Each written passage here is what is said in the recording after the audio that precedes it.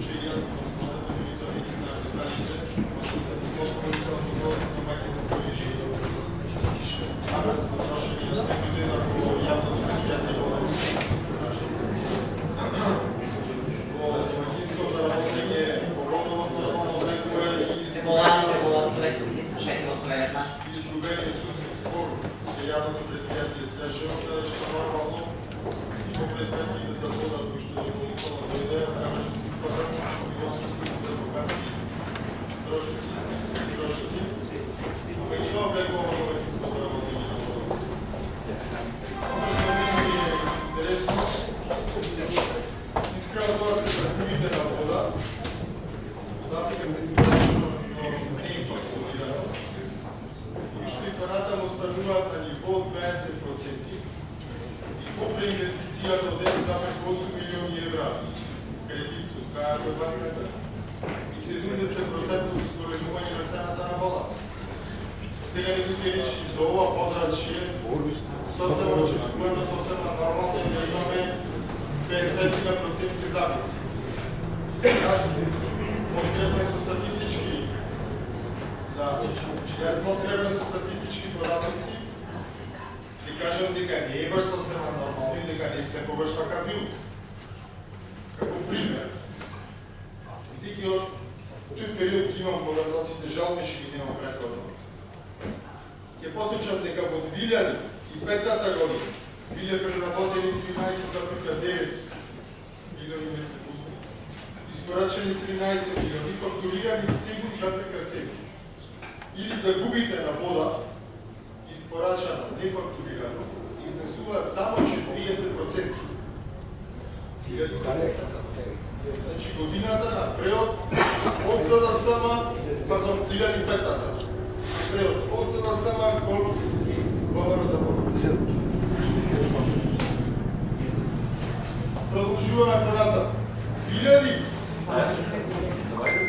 2006-та загубите одеднъж, значи първата чиста година на българската България, стигнува до 50%. 2007-та станува 50%. Дайте речите задоволително.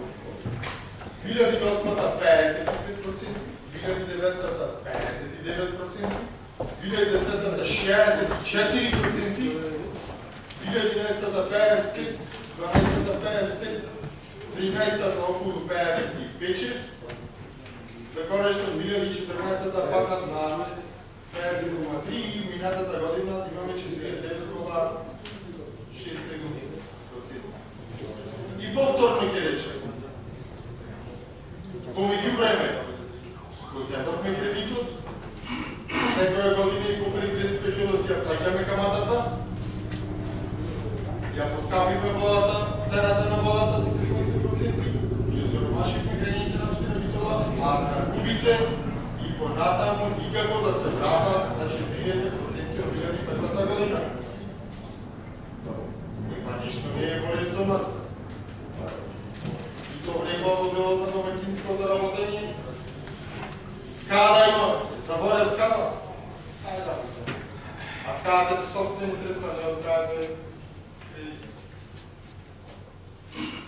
Доведени сме во ситуација, жална ситуација, со таква цена на водата каква ще имаме денес, водовод да не може да извади дури позитивна нула, ако нема хидроелектрана. Ако ги нема 30 милиони денари профит од хидроелектраната, водовод сека да одне и чисто повторна загуба. Жал. Значи инвентивно. Втора работа. Во една писмо прочитано дека директорот вика азбестните цевки имаме во општина Битола, меѓутоа изнесуваат некако 3-4% број на водоводни цевки. Меѓу најниските во Република Македонија. Податоците говорат следното за нашата најголема општина, односно за нашиот најголем град. Во Скопје во февруари 2015 година Сена се имаше от 1300 км водоводна мрежа, само 20 км азбестни цевки. Скопие. Цело Скопие. Не е община, цело Скопие. Во Битола имам исто 20 км, а мрежата е повеќе од 3,5 пати помалку, 416 км. И ние велиме Битола е меѓу општините што има најмалку азбестни цевки и сме го готови. Да се подсетиме. Померот во мене доби кампањата меѓу другото, 2005 година за локални избори со тврдење дека азбестните цевки, кои што представуваат опасност за здравјето на луѓето, ретарите кои што нормално водат со смени, ќе бидат заменети во најкраток можен рок. Тогаш се на се имавме 50 км. После 11 години количината на азбестни цевки намалена само за 30 км или секоја година се намалува со 2,8 премало. Паќе повторам, покрај каква цена на некој може да рече, ама Скопје е голем град, има повеќе средства, а и тој ми да го разчисти. Скопје во моментот има цена на вода по метар кубен 17,25 денари на метар кубен. Битола, како што знаете, има цената 24,25 денари.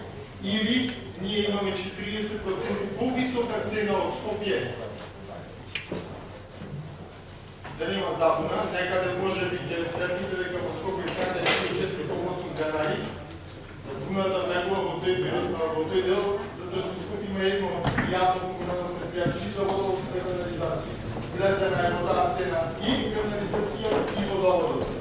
Одделени се на веб страницата на јавното предпријатие и таму стои.